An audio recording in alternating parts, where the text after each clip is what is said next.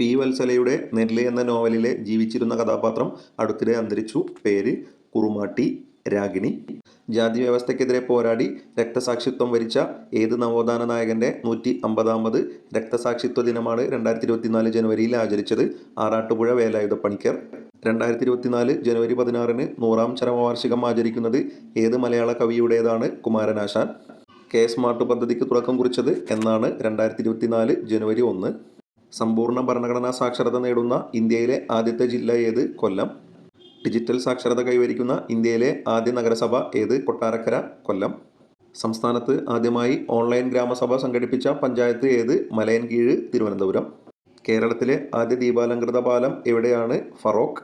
രാജ്യാന്തര AI ഉച്ചകോടിക്ക് വേദിയാകുന്ന കേരളത്തിലെ നഗരം? കൊച്ചി.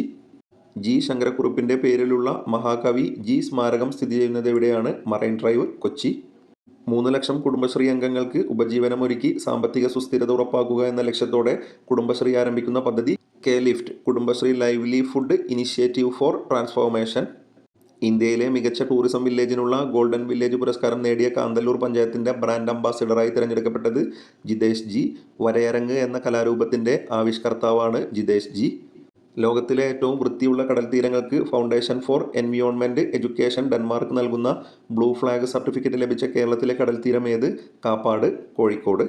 കേരള കലാമണ്ഡലത്തിൽ നിന്നുള്ള PG വിദ്യാർത്ഥികളുടെ നേതൃത്വത്തിൽ ആരംഭിച്ച മ്യൂസിക് ബാൻഡ് ഏത്? അരകവ്യൂഹം. 2024 ഫെബ്രുവരിയിൽ അന്തരിച്ച കവിയും നിരൂപകനുമായ NK ദേശത്തിന്റെ ശരിയായ പേര് എന്ത്? N കുട്ടിക്കൃഷ്ണപിള്ള.